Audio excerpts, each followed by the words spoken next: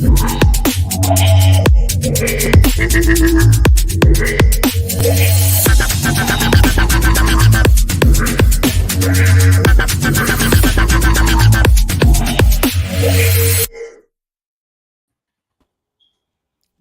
Did I actually do it right this week? Yes. Ah, woohoo! That may never ever happen again. I hope you all have that. Record this date. I actually got the intro correct and got us in and didn't look like a complete ass doing it. Until I mentioned that I did it right and then, showed everybody that I was a complete ass because I typically can't do it. Awesome.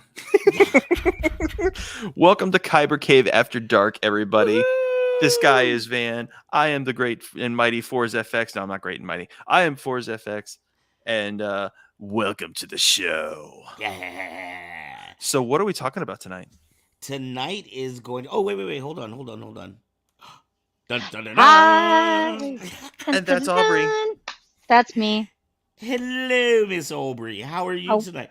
I'm good. A wild Aubrey has appeared in the chat. Woohoo! Look who's back. It's William. William has Hello, been William. absent for our show for a while. We love you, William. Hello, William. Good to see you back. I haven't I met hope William. life I is haven't. well. William is a big name in the Saber community. Really? He supports a lot of different groups in the Saber community, so we are happy to have him here. Excellent. Excellent. And hey to Say Wong. I'm seeing him. Hey, Oh, Say hey, Wong. Wong. Hey. Hello there. Hello there. Hello there. William hey, says, William. "Hey, Aaron." So yes, how have you That's guys 'cause been? Aaron has What a is snazzy background. new? I will tell you, this week has totally kicked my ass.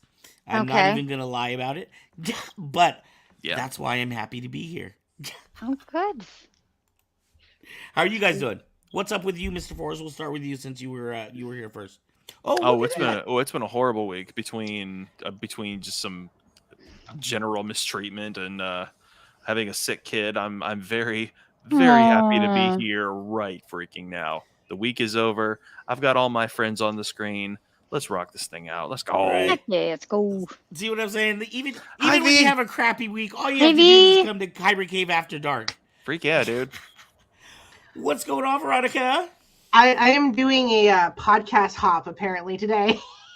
Oh, You never know goodness. where you're gonna be at. Like every week, your background changes. Like I think you're fucking running from the law is what it is. I This think is you just have actually- like secret like lairs hidden all over the country. Layers. Yeah. Liars. This is actually the She's- background for Nerdalism now. She's got black. Liars. It's spooky. Yeah. Yeah. Well, I'm gonna do Chrome key stuff and do like a background and have the logo. But at the moment, I'm doing all sorts of work. This is actually the studio, the booth. And there's a whole. I'm gonna eventually decorate it to look like the TARDIS outside. Oh, nice. I like that. That'll be fun. Super fun. Okay, where are you? Are you in Sacramento or in Oregon? I'm in Sacramento right now. I'll be in Oregon. So we're doing a back and forth right now because Gino is doing sort of like a he works for a resort, and yeah, and yeah, he's like this. Oh my God, my husband is this nerd. He's a food nerd. He like graduated from the Cordon Bleu with like a 4.0 and like the top of his class. Yeah. And he's worked for like these 5-star restaurants and stuff since I've known him. Nice. And yeah, so I don't get to keep him. I have to share him with a lot of different places. I command that he brings us a basket of bread. Right. But he works for a resort that's about to freeze over. Like they don't exist during the winter time because they're in Oregon and everything freezes. Like yeah, it stops like in November. So No, I was telling my cat to stop. He was yeah. he was being a child, and he's like, "Oh, there's a cord. I have to chew on it." And I'm like, "Stop that. You know better." No, right. So the crappy thing about working as a chef is that you're working like you can guarantee every holiday you're going to be working. Every Christmas Eve, every New Year's Eve, because you are serving other people. That's when you make your money. Well, I no, mean, Especially that's the like for better any you creative, are. really. What was that? So that's like any creative, really. That's what you do if you're performing and doing other things too. You know what's funny is that played into when we got married, because I was like, well, I said, I want a date that I can have you to myself on our anniversary every year. And I was like, when is the time that like doesn't tend to be, Busy for chefs. busy? And he was like, that's like October. He's like, there's not Yeah. a whole lot of catering going on. So we got married on October 31st. Oh wow. So That's great. So every Yeah. Halloween, that's awesome. Mhm. Every Halloween, and we always try to do something stupid or silly or just fun. That's awesome. Last year was a funeral that it was COVID, so only like 20 people were allowed. Oh, cool! See, that's what I'm trying to do with my show. I just haven't gotten there yet. This is the first layer, and then the green will go back over it. See, he's trying to copy me now, man. That's funny. No, Aaron. You know that imitation is the best form of flattery, correct? You know That's that. why I'm an impressionist and not a straight up actor. Yeah. So yeah, no. Why impersonate when you can act? I Anyway. don't get him I'm not good at it. I don't get him for New Year's. I don't really see him for Christmas. Maybe I see him on like the nighttime moments of the holidays, but Yeah. not really. Holidays suck. I hate the holidays because I don't get my Janina. husband. Yeah. But yeah, our last wedding anniversary was like there was a 20-person only funeral for one of my family members. So we ran around Sacramento dressed as Loki and Thor. That's fun. And like just like had a good time for For a Halloween. funeral? Good. Well, no, we stayed home and did Halloween. So that's something that we tend to do. We do like we just try to do something really stupid for Halloween. One year we went to like we drove around Oregon and went and saw the lights because there's person showers during October. Okay. So yeah, we just do something really ridiculous or fun. I think we're gonna go. Matt says I'm a big fan of the Cinco de Mayo. Cinco de You mean Mayo, Revenge of the yeah. Fifth? I'm Or a big fan of May Revenge of the 4th. Sith, right? That's my birthday. Woo. May 5th? Woo! May 4th. Oh, May 4th. Oh, Oh, she was really? born on Star Wars Day. Yay. I It's was also born on Audrey Star Hepburn's Wars birthday. That I didn't know, but that's awesome. Yeah, dude, I am a huge Audrey fan. Yeah, she's great. Yeah, so Star Wars and Audrey My Fair Hepburn on the Lady's same amazing. day. That's really cool. Matt is, as always, working and watching. What a fantastic job. I want a job where I can watch like TV and other programs and stuff and be on the clock. Mm. That's so Uh, I've done that. I worked in a cemetery for a while, and that was fun. Oh, wow. Watch What's TV. my job? There you go. Yes, So Yeah, what do we got on the menu tonight, kids? my I was job's just about performing. to That's what I do. pop this up. All right, So as damn good our at it. regulars know, every week Maybe. we usually I'm have only two half good at topics. it. We have one topic that is a little bit lighter in nature and one that is a little more hardcore. So our first topic for tonight is hero or sidekick. Hero or sidekick? I guess this is asking you which you would rather be or the benefits and I mean, it's not like there's an insurance for superheroes, is there? If you're a sidekick, like, does Robin have I guess Robin would have his health insurance covered. Marvel recently had that conversation. They're like, do they pay? Do they have like pregnancy leave? Do they have paternity leave? That's funny. Right, and She-Hulk was she had made some comment about that.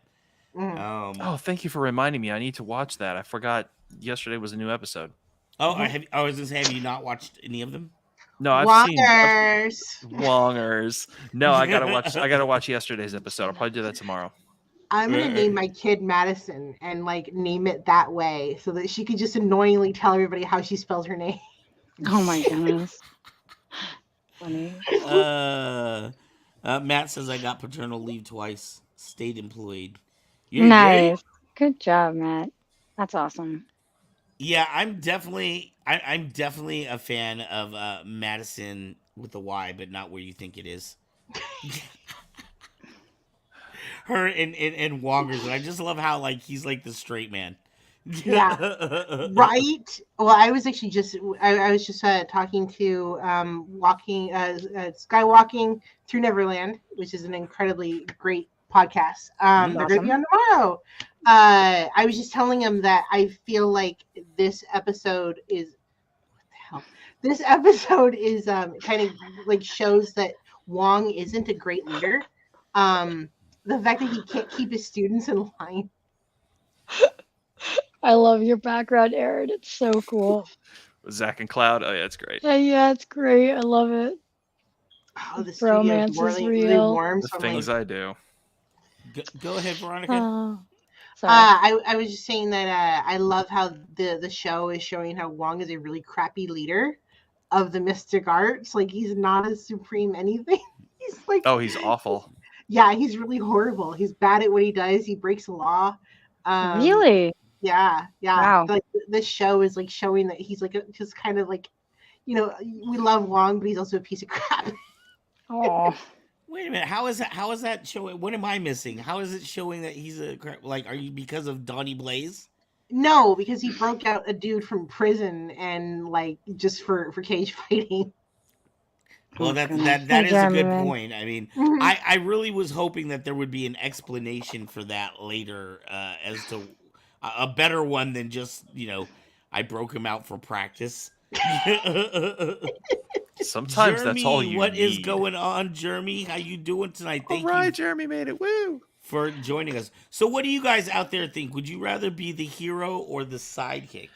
I was going to say, comment section, what would you rather be and why? Yeah, put that down below. Are Either there would you any be the hero, would advantages you to be the being sidekick? The sidekick?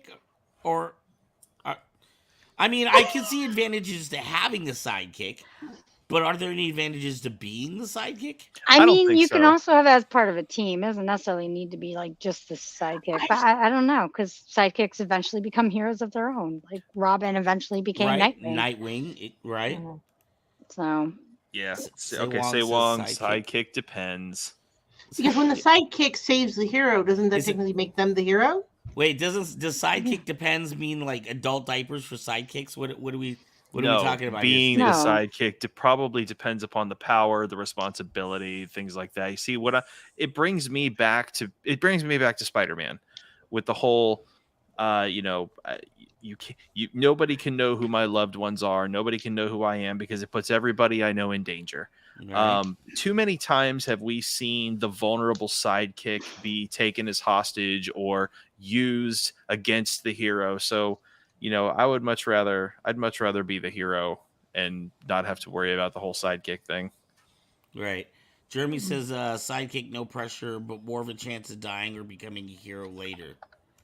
the only sidekicks I want to be is if I'm with Chuck Norris. He'll be Yeah. 90 years old and still stomping somebody's No, ass. no. I was making a joke because there's a movie called Sidekick, so it's really similar. Oh, I know. Oh, That actually I know. it also has Kreese playing an asshole like usual. I love that movie. Chuck So Norris? who But are I some love- of the I mean, love- obviously there's Batman and Robin, but who are some of the other famous sidekicks? So let's list off some famous sidekicks and and figure out what kind of lives these people have. There's Superboy. Superboy. Yeah, I mean, I guess all the big ones have like there's Hawk Like their Boy own- and yeah. and like everybody always has like duplicates of themselves. I wouldn't want Okay. to be, though. I would say that I would not want to be the second Robin. No, poor Jason Todd. Or Jason Todd. I was going to say Green Arrow and Speedy. Yep, there's Speedy. Mm-hmm. The Red Arrow. Yeah. Red Arrow. Hawkeye correct. and Kate Bishop. And Is then she though? Is she really? Sidekicks can have awesome one-liners. Well, Well, I guess it depends on. I mean, are we talking the movie, or excuse me, are we talking the shows, or are we talking the comic books? Well, I mean, this is just in general, I guess. No, there I think doesn't both, necessarily but have to be. yeah. We can talk about whatever. We can talk about what the fuck we want. This is our show. I mean, yeah, okay, so I could see that as kind of a Green Arrow Speedy thing. Kate Bishop, yes. Also, I mean, we'll take it back to Batman. How about Oracle? Yeah, Oracle's awesome. Oracle, from the She was original Batgirl too. yeah. So Oracle works out really well. As a matter of fact, Oracle made the Arkham Knight series of games really fun to play. Just Yes. Bruce being in contact with her all the time. So that was really neat. That was really awesome. Yeah, she's really cool. Also, I do like how they had the addition of Felicity in Arrow. She was great. She's like the Oracle. It's like I liked her. Now You guys can be haters all you want. I liked her. you want to talk about sidekicks? I'll take everybody back if you're old enough to remember. How about Danger Mouse and Penfold? Hell yeah. No idea. Love Danger Mouse. Yeah. I totally forgot about that. Freaking Oh my Penfold, man. You remember God. Penfold? Yeah. Jon Stewart. Yeah. I mean, Okay. yeah, Okay. No. Okay, I got the perfect. And no, Aubrey, this is not a dig. How about Samwise? No, Samwise is great. Samwise was the Mr. Portal. sidekick who became the hero. Right. Yeah, I agree. He was Samwise the Brave. What about I mean- Sala from Raiders of the Lost Ark? Yes. Yeah. And let's not forget, how about Chewie? Oh. And Mary was actually. Hey, Short Round was a great sidekick. Right. Oh, I love that and picture of them recently. I Have you know guys it makes seen my that heart online? happy every time I see it. I'm just like, oh. But I There was was a also gonna picture say of them- Mary did you- from the original too. Did you Raiders. see the picture, Aaron, from D23 with Harrison Ford and I don't remember the other actor's name. Kisu Wong, I think. What's his Yes, I did the side by side. So from Temple of Doom and then today. Right, where they're like hugging and stuff. That was name? such And a he's cool like picture. so happy. Like you can just see this happiness on his face. Yep. I love See, it. Jeremy mentioned it, Chewie. the ultimate. Oh. I mean, Samwise Mary is and the hero. Pippin and Fatty Bulger are technically sidekicks too, but I think, yeah, I don't know. I don't they know all about played their part. I don't know about Mary and Pippin. I think I always considered Pippin to be Mary's sidekick. That's fair, I guess, sort of. I mean, they're kind of their own. They're going there with Frodo. I mean, they're going because of Frodo. Right, but as they break So- off into their own, into their own. I mean, They was become really their own cool. heroes, though. That's the they thing. really did, which was really cool. Pippin outsmarted the orcs Mm-hmm. along with Mary. I mean, they both tag teamed when they went into Fangorn Forest. They also convinced Treebeard to attack Isengard and the other Ents. So it's plain to see that many of us have underestimated the power of the sidekick. Yeah, I guess. Okay, so Yeah. Long said Mutt and Henry Jones were sidekicks at Indies, but look at this one. I forgot about this one. Ahsoka. Oh yeah, Ahsoka's a great sidekick. Ahsoka grew to be the hero. Right. Yeah. There we go. I'm probably gonna totally out myself as like a girly girl here in a way, but I mean, you've got kind of. I could think of Rainbow Bright and her sidekicks. Aw. Okay. Hey, she's got awesome ones. There are some awesome ones. You've got the Color Kids, and then you've got. Then could it be said Night that Rain. Sailor Moon had 4 sidekicks? Yes, that's what I was also going to say. I was going to say Sailor Moon. You also have Alfonso from FML, from Full Metal Alchemist, or sorry, FMA, Full Metal I Alchemist. mean, Bucky is a sidekick to Captain America. Yep. That's true. Basically. Falcon's a sidekick to Captain America. And I mean, Fred- technically, Spider-Man, if we're gonna go with this, is also the sidekick to Iron Man. Come on. All right, so I we got a few comments here that I want to hit up before we go too far. Matt says people identify with the sidekicks but aspire to be the hero. Matt also commented up here that he'd rather be the hero, more of an influence, hopefully a good one. More will be inspired by the hero to act to be better than they know that they could be. Sidekicks can inspire, but not as much. More of seen as human experience. I So mean, what is the advantage of the sidekick? Why would someone want to be a sidekick? Right? If you're not going to get all like the credit that the main, superhero is going to get. that really shouldn't be the point, anyways. Why do you want credit? You just want to do good to be good. You want to do good because it's the right thing to do. So Like, who cares about the recognition of it? Do I things can for the actually right reasons.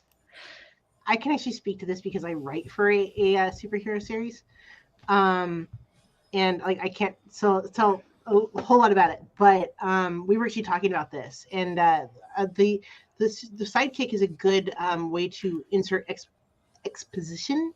Sure. Whereas, like, the all the heroes or people who are hero-ish know these answers already, and then they don't need to have this conversation. If you got a whole bunch of heroes in the room, because I was talking about this, there was like a scene where there was a bunch of heroes in the room, and I'm like, well, why would I even talk about, or how do I explain what's about to happen, because the audience isn't going to understand. And I'm like, oh, right, insert a sidekick here. We're going to explain it to the sidekick, and then the sidekick can walk out of the room again. So I think it's a little bit of, the sidekick is our liaison. That's same with the protagonist. You have the protagonist in there that has it as well. Jeremy they brought up often that put in it looks like Jeremy for a brought up point the of view. same point. Ian, Yeah. what is up? Ian, There's thank that you for too. Yeah, tuning made in. it. The sidekick is usually introduced to also be a point of view of the reader. So it sounds like that's exactly what you're point of talking view of the about. audience. Yeah. So yeah, but so then okay, so then is that lazy writing? No, not at all. Because we have to introduce these worlds to the writer, or to the reader, or to the viewer, or whatever, what have you. And how do you do that? Because you and I would not have a conversation about how to tie your shoes, but maybe that's alien to something else, or someone else wouldn't understand how to make coffee on another dimension. But you would have a sidekick fumbling and being like, how do I do this? How do I play with this weapon? And the hero comes in and does it. This is how you do it. So the sidekick is supposed to be basically us. It's our point of view, where we can be in the room and watching the world through the sidekick. I guess it depends on what you're talking about, but I disagree. As a writer, I disagree. I think that it just depends. Like, I wouldn't call Luke Skywalker a sidekick, but yeah, he's who we go through the journey with. So I don't necessarily agree with that, but I do think that we do have to have a point of view of the audience. I think she's saying the sidekick helps you more. Okay, because the hero knows what they are doing, the sidekick kind of helps you as the viewer understand what they're doing more. They're meant to be more our point of view. They play a supportive role, and that's what that's there for. It could be to tell us what's going on, but Jeremy says also most sidekicks are also there to be a moral compass to heroes with power. The ultimate sidekick, Alfred. Yes. Oh my gosh, I didn't even think about that. Yeah. And you brought up Luke Skywalker a minute ago, Aubrey, whereas Luke is actually technically Obi-Wan's sidekick for a hot second. Well, he's the student. For a hot half of the movie. He's the student. He's not necessarily a sidekick. He is our introduction to the hero's journey to the story of Star Wars. He's the protagonist. That's what happens with the protagonist. That is the exact role of a protagonist. So then, in a lot of ways, is a sidekick then relegated to anybody who's not the leader of a group? Pretty much. Is that what it sounds like? If one person is kind of like leading some kind of mission, everybody else is the sidekick? Not every time. Not every time. Not every time. Because you got to remember that the sidekick is always based upon the same principle, which is partnership. The sidekick and the hero, or the sidekick and the villain, or the sidekick and whoever, always have an agreement in the very beginning. Here's the plan. Here's what's going to happen. You're here to help me. and you're going to help me by, accomplishing A, B, and C, and Yeah, the A, B, and support. C, A, B, and C being, being the moral compass, keeping me up when I get down, the healer. Oh my God, heal mana. So it's I it's all that. See, you got that reference. I actually want to address, because I was thinking the same thing, Jeremy, was the Doctor and the Companions. The Doctor understands all these complex physics stuff, and sometimes he gets frustrated with his companions. He goes, wibbly wobbly, okay, but sometimes he does explain things. He's like, oh, the Daleks, and this is how the Daleks kill, Right. and blah blah blah. He knows all these things, and he would never explain them out loud without the companion there. And I guess companion is another word for sidekick, without being offensive. Deadpool or Batman. So Deadpool, and it's funny because Deadpool is an excellent example of what happens when you don't have a sidekick to explain things. He breaks the fourth wall, and so That's does true. Batman. Yeah. And who At is times another too well, yeah. who's another great example, another show that's a great example of the need for a sidekick? Invincible. Mm-hmm. Total corruption. Invincible was a phenomenal example of why sidekicks are a necessary thing. You know what show you it's so funny when you said Little what John show is great. exemplifies why sidekicks are necessary. You know what my mind went back to? What's that? I was Inspector Gadget. Oh yeah, Penny and Brain. Penny and Brain. Inspector Gadget was an idiot. Penny and Brain were the ones that always figured things out.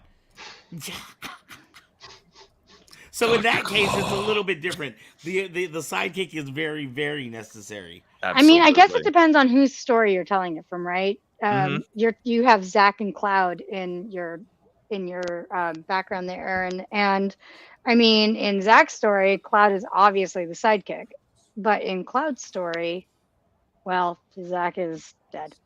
But that's you Now, have that kind of Ian idea. says two words: Teen Titans, where yes, where the sidekicks are the heroes. Okay, are they sidekicks? Okay, Robin is a sidekick to Batman. Is that before or after Teen Titans? During. So while Teen Titans is happening, he's also Batman's sidekick. Correct. Yes. But none of the other ones are sidekicks to anybody else, right? Or Or are they sidekicks to Robin? So Speedy or Red Arrow was a Titan at one point, and I'm trying to think. He's the Green Arrow. He's Arrow's sidekick. You also I don't.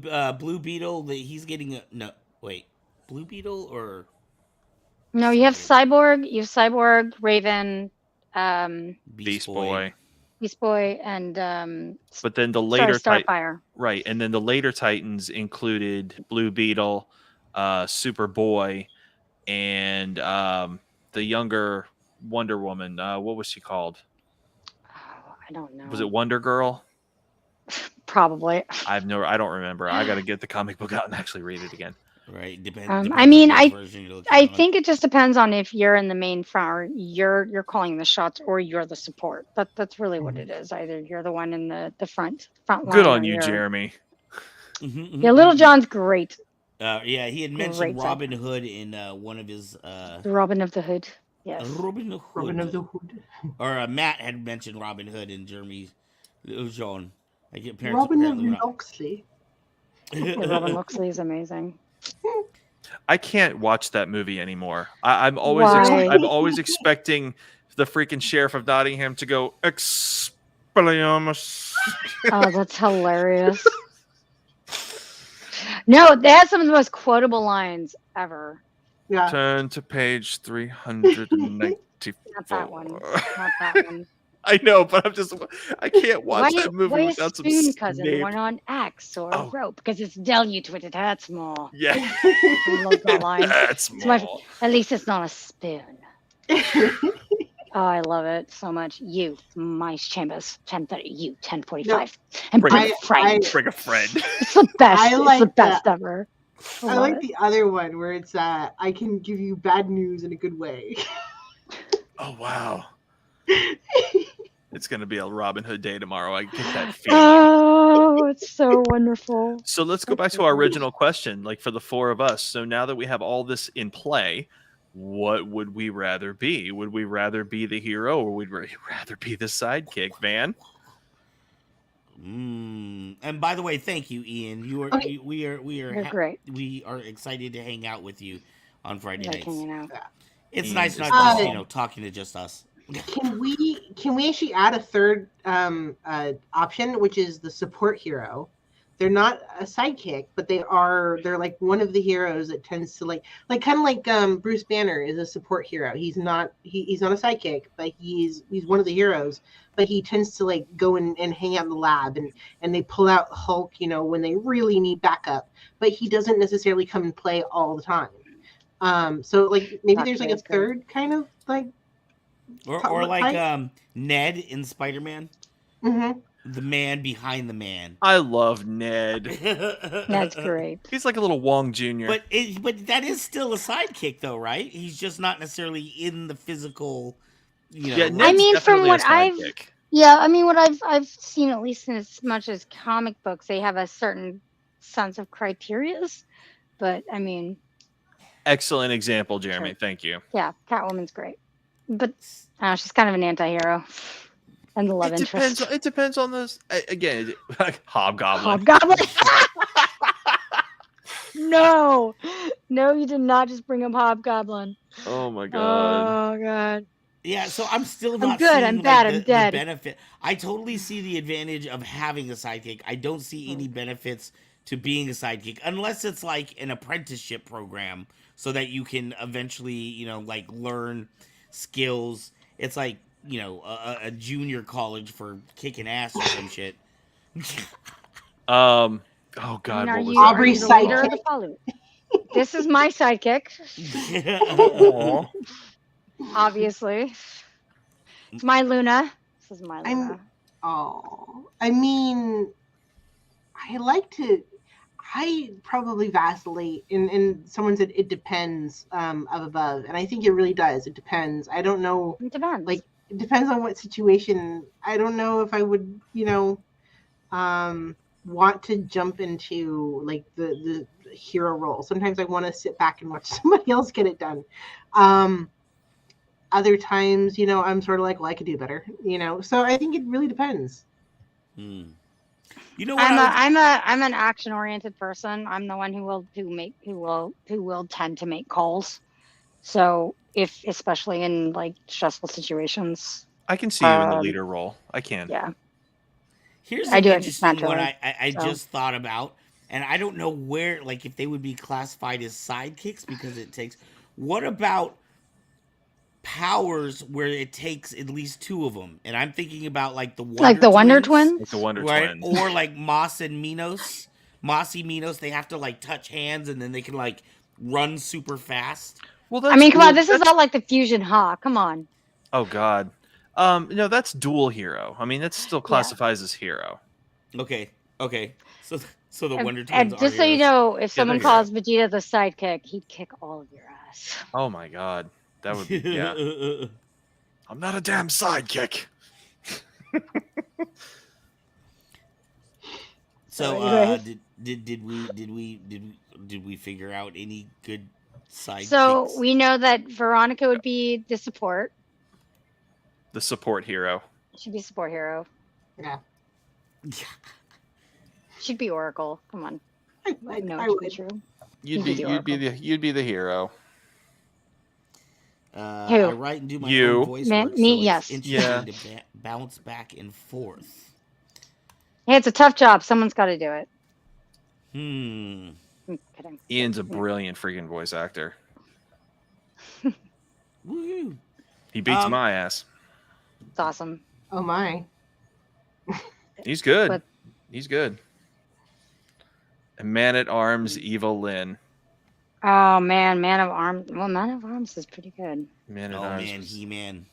And yeah, and then you have why my brain wanted to die all of a sudden because I love He-Man. What about My brain, great. What about the Um, ultimate sidekick, Gilligan? Oh my god.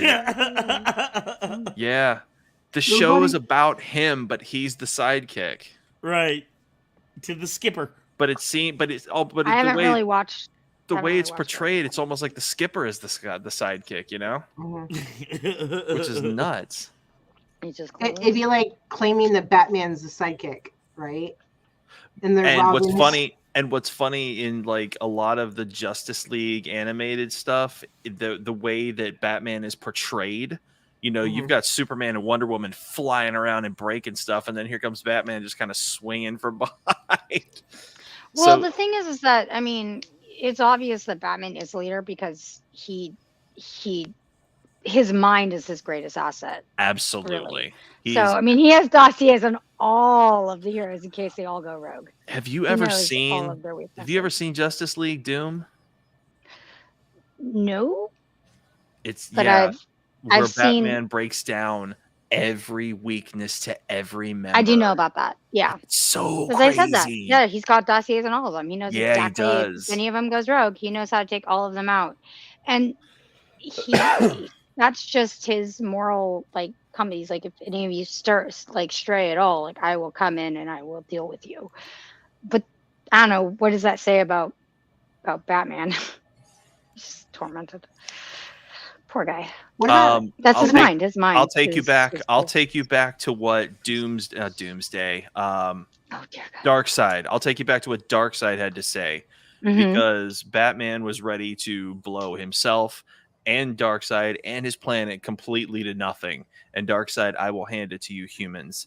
You are the most desperate of races, because nobody else was willing to go that far, and Batman was ready right there on the spot at the brink of his own death. I'll blow everything up. I'll nuke it all. Isn't that how he gets sent back in time? I don't know about sent back in time, but I know that's how he ends up rescuing the Justice League from Darkseid. Yeah, I think he actually has to go back in time, if I remember correctly, about this. I've talked. Yeah, I mean, he does. He plans for the worst, hope for the best, I guess.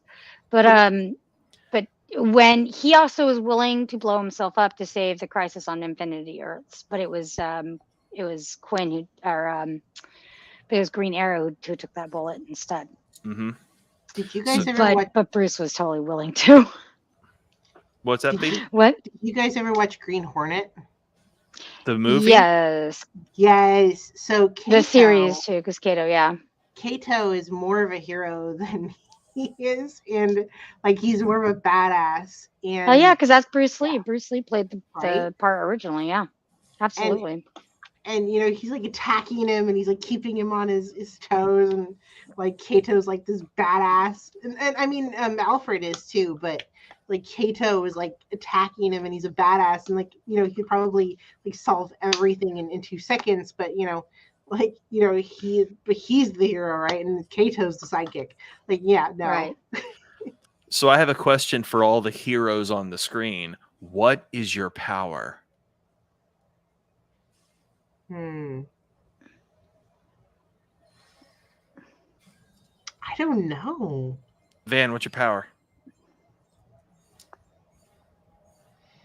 Well, first you need Van is muted. I was gonna say harness the power of your mute button first. Get the heart ring, buddy. Unmute that mic. There we go. Sorry. Thank you. I totally forgot about the mute. What's your power? If I was an X-Men, my power is the ability to surround myself with people smarter than myself, which isn't very difficult. I mean, I could be at preschool and do that. Yes, my power is finding other people with powers and assembling super squads. Like I assembled this super squad and other members who aren't here tonight. Well done. See? You would really like My Hero Academia. My Hero Academia is pretty awesome. Yeah, it is. Oh man, Captain America is my hero. I love him. Sorry, All for One. All for One is amazing. All Might? All Might. That's what I meant to say. Yes. I don't know why I keep calling him Yes, All Might. That's what I meant. Sorry, I'm just thinking of his amazing, amazing, like, His amazing attacks there. They blow my mind every Oh time. yeah, what is it? The Boston Crush? No, my favorite was yeah, that one's pretty good though. Detroit. Son, Detroit, what is it? there's Detroit Smash, but Is it there's just Detroit Smash? no, it's not. No, that's not the My Smash Hero. one. Shape shifting. I His, think what are the shape-shifting. names of his attacks? It's like the Detroit. There's the United States of Smash. Detroit That one's my Smash. favorite. All Might has United States of Smash. United States of Smash. United States of Smash. That actually, when that happened, I couldn't stop laughing. I was on the floor. I was broken. I was like, no, you did not just say United States of Smash. I was dead. I was like, okay, that's it. All Might's my favorite character. All because of United States of Smash. I just couldn't. I could not. I was done. Aubrey, what's your power? To inspire others. Okay. So, oh, geez Louise. I'm trying to think. Would that be like mind control? No, it's kind of like it's battle not. meditate. It'd be like battle meditation.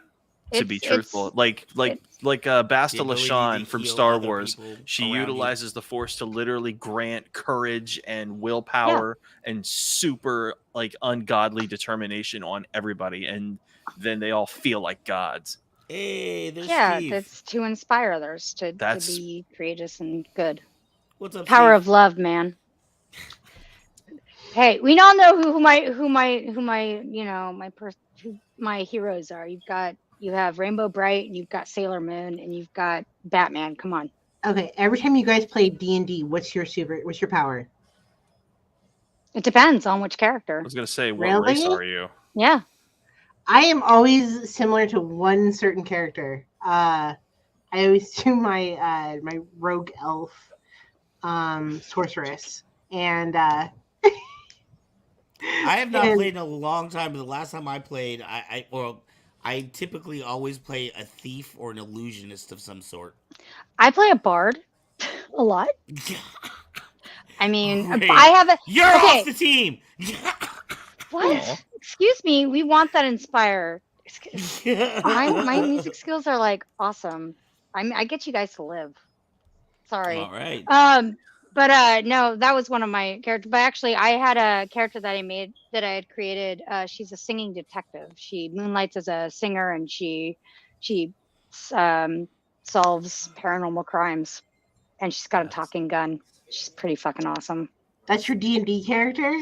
That is a character I made up for a game that was made. It was D20 it was a home. Steve, Wasn't D20. It was a different type of set. But Steve says he would have the power to annoy the shit out of his friends. I will assume that's supposed to be shit.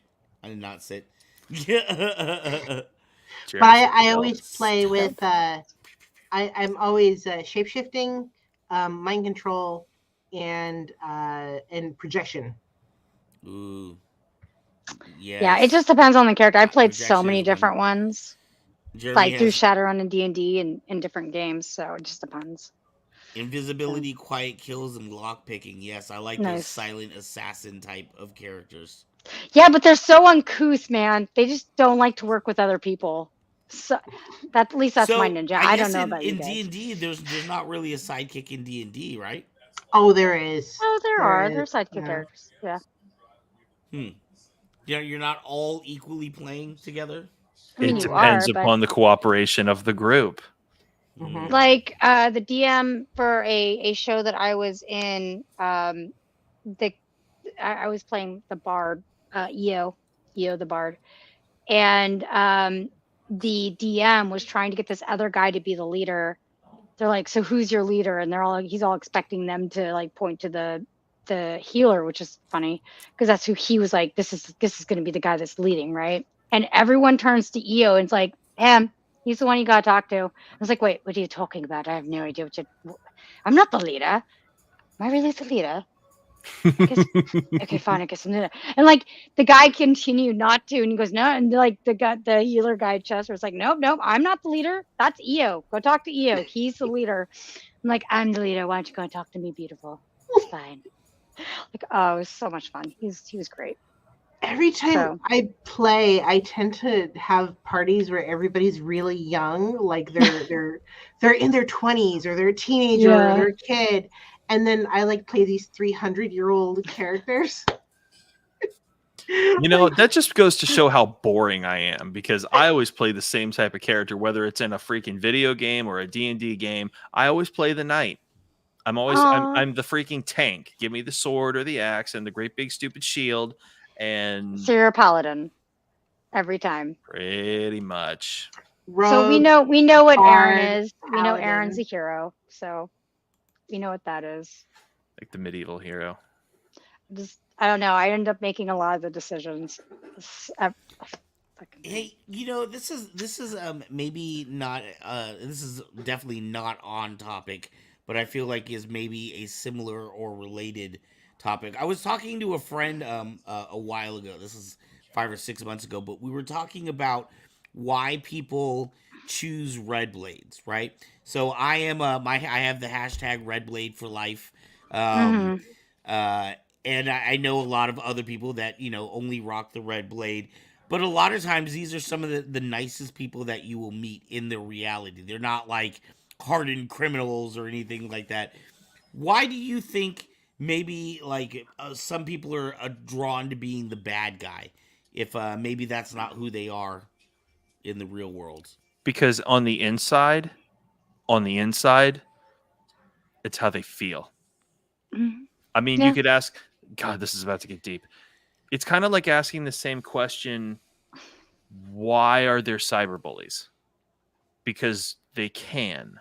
Because they won't go to jail, they won't get caught, and they won't get their ass kicked because they don't have the courage to say what it is they're saying online to somebody's freaking face without getting their jaw jacked.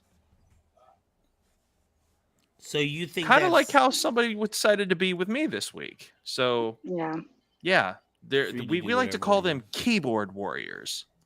Yeah. A great example of what you're talking about, though, Van, World of Warcraft. World of Warcraft, there are literally 3 horde to every 1 alliance because they just want to be rotten scumbag pieces of crap For the horde. for the horde. It's the same thing with Star Wars. Everybody wants to be a Sith. Everybody wants to be evil. Not me. right. Not me. So you're saying that those people are assholes? Is that what I said? Is that their No, I true say that nature? Is that people like want to feel. No, I think what it is people don't want to feel like they're controlled. People don't want to feel like because a lot of times these are people who want to feel powerful. It's not necessarily about. I don't think in the inside it's necessarily about them feeling good or bad. I think what it is on the inside is I want to feel like in a place where I can be big and strong and do whatever the fuck I want. Like that's kind of like that to me anyways, that's what I get from that, of like people, they want to, and villains are like, they have that I don't give a fuck attitude. And a lot of times, let's face it, a lot of times heroes tend to be somewhat boring. That's why you go for the anti-heroes or that kind of things, because a lot of heroes are bland. They just and But why oftentimes they're does that just not. necessarily have to be bland? For example, I'm not. I was I'm just just saying thinking. that that's the idea of it. There's I was just something I was just sexy about the idea of being evil. I'm not saying that necessarily they all are, but I I think was it's just sexy to get with the bad guy and then like have this push pull. But I don't know. I've always sided with the good guy. I think the hero is more about obligation, whereas the villain is more about desire. yeah, I think And there's a bit of that. I think when you've got the villain, what are you giving into? You're giving into desire.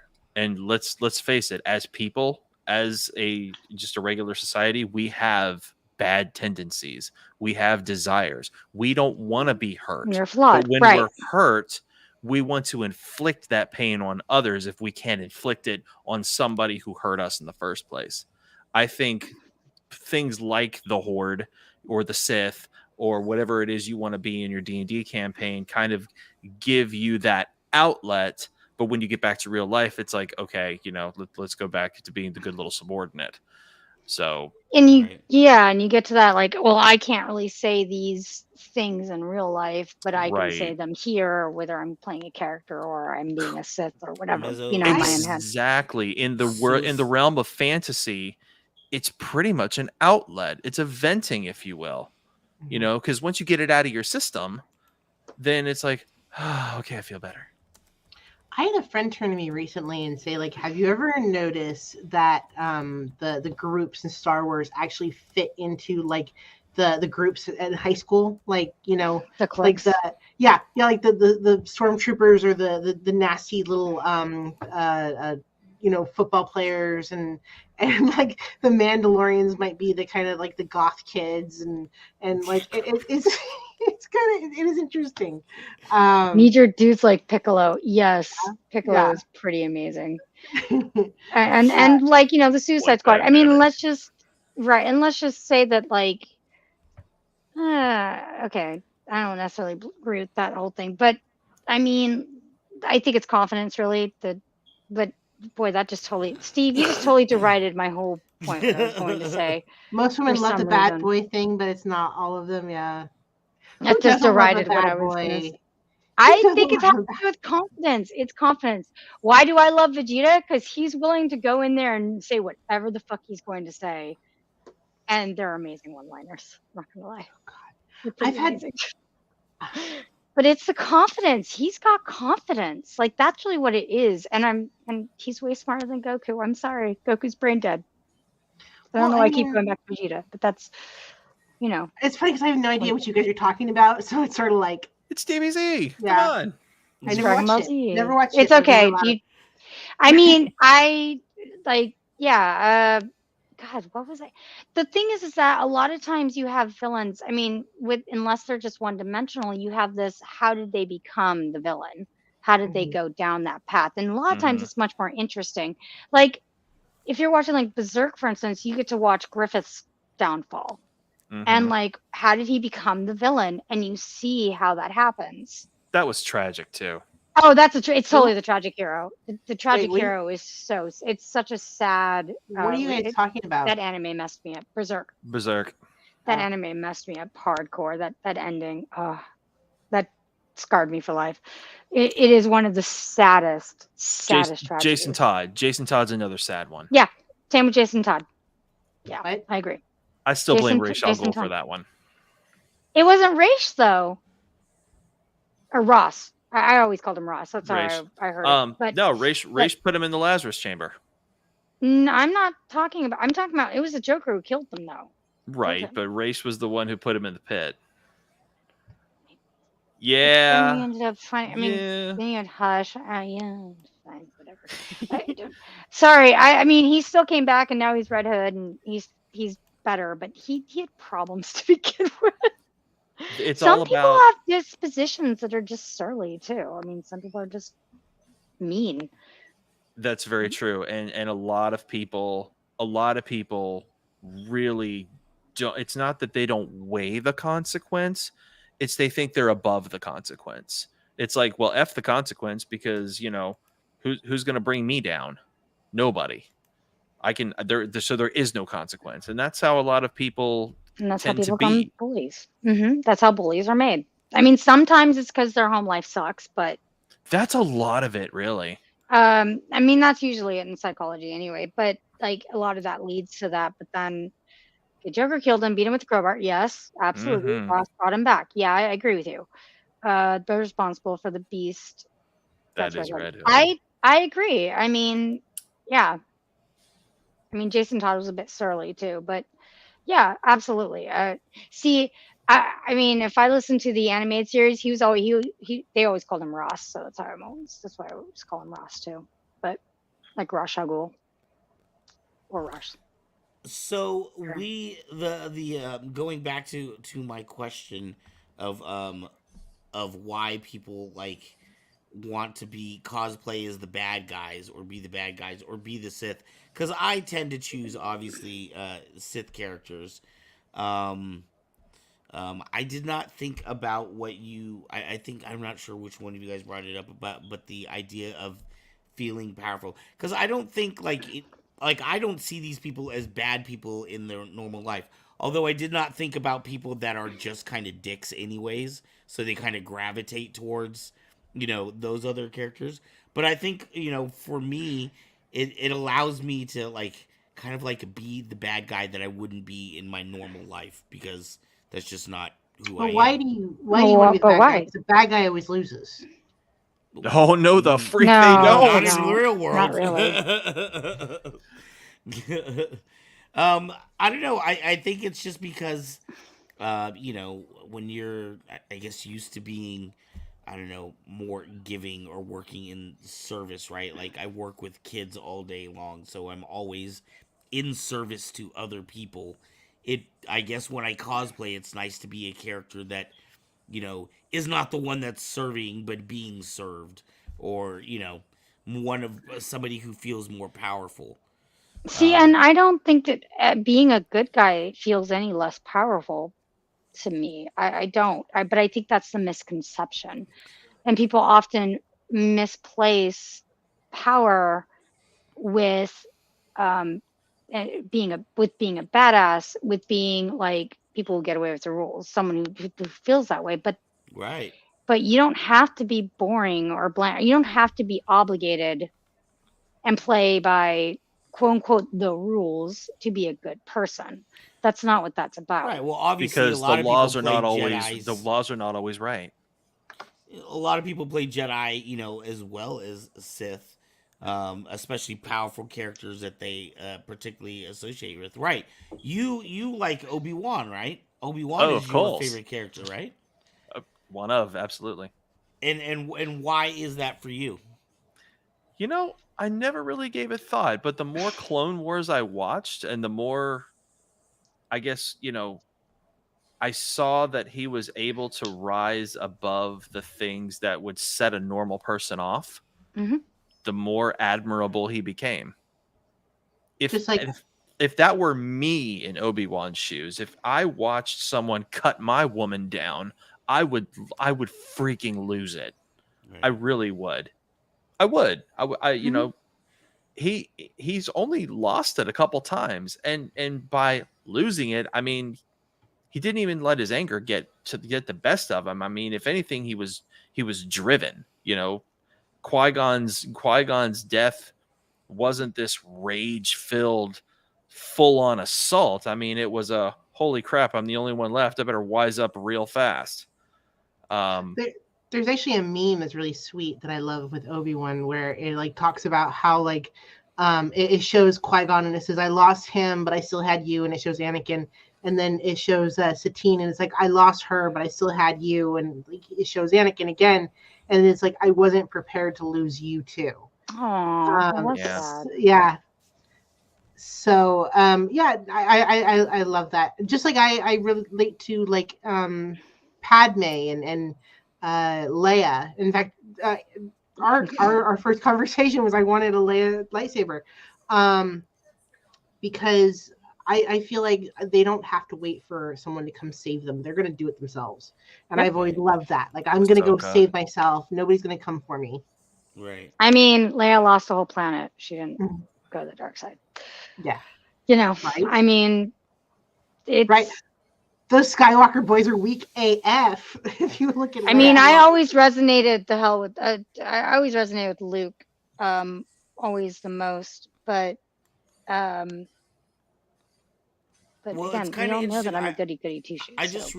recently watched a YouTube thing about Star Wars, and they were talking about how, it's obviously especially when we're watching A New Hope, we're following Luke, Hmm. but really none of what Luke does is possible without Leia.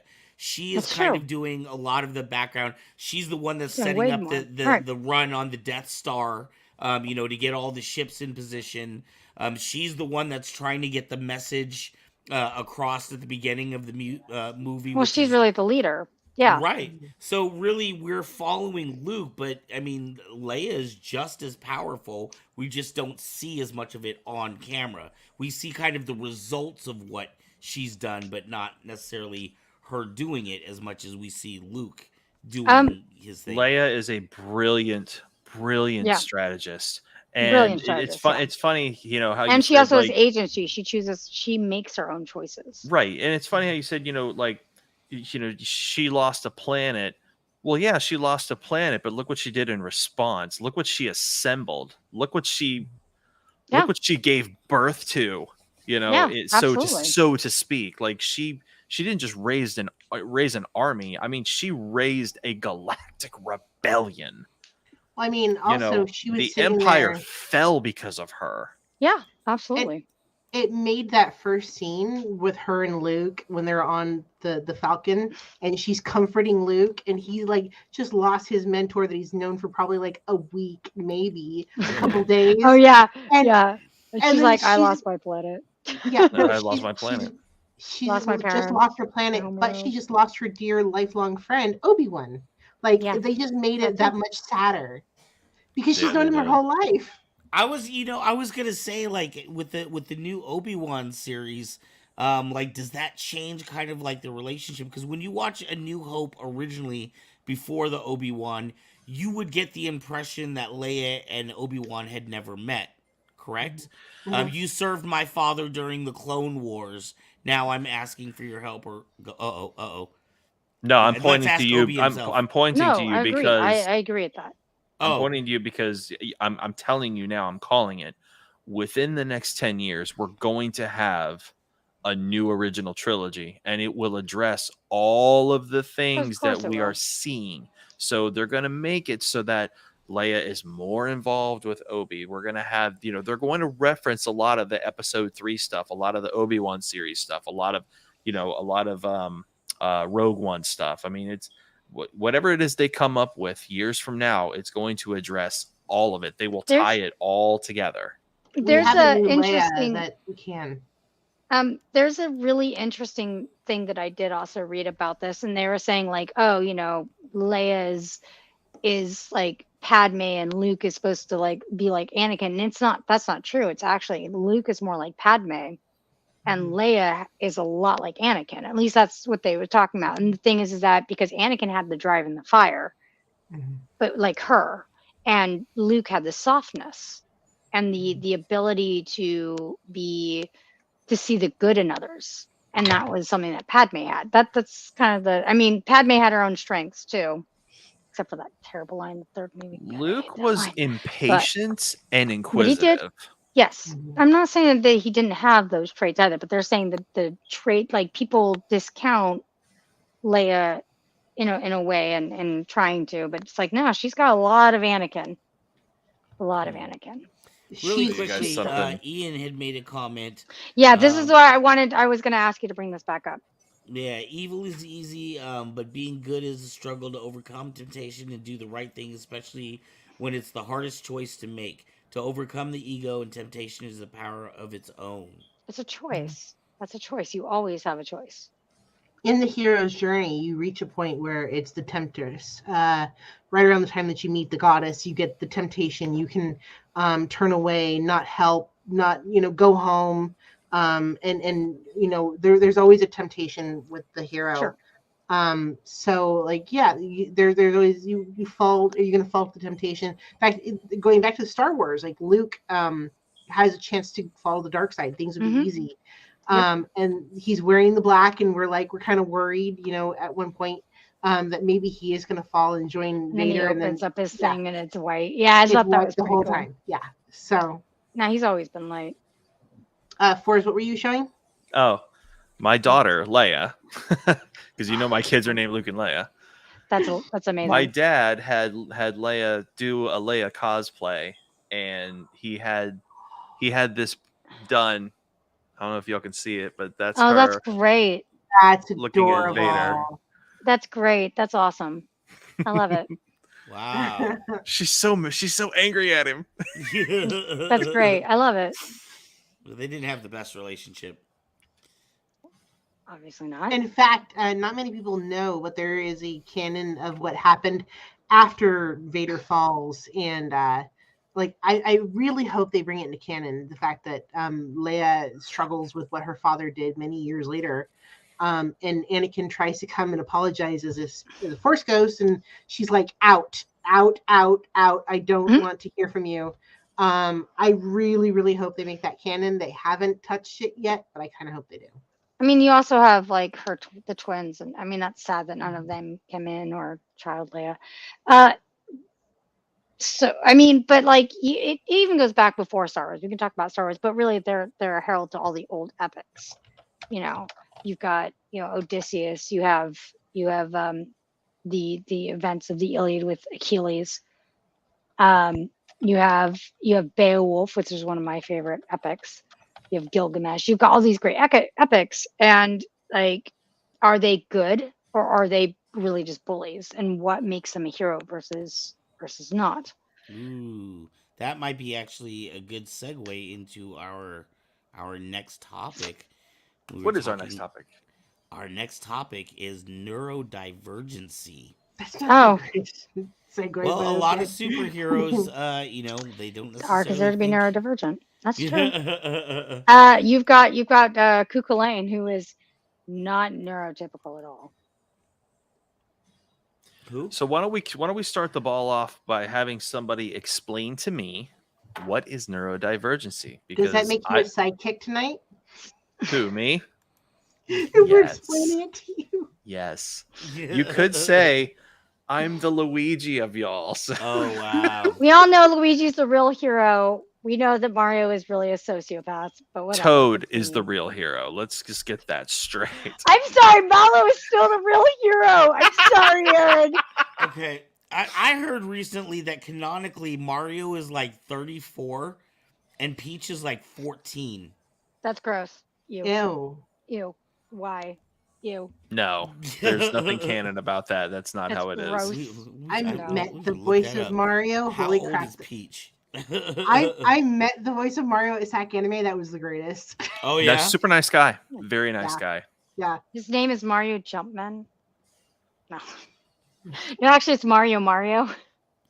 That's Sorry, I terrible. can't. Stop it. And Luigi Oh. Mario. All right, so someone explain out neurodivergency Yes. Sorry. Definition, please. for our people at home that may or may not know what we're talking about.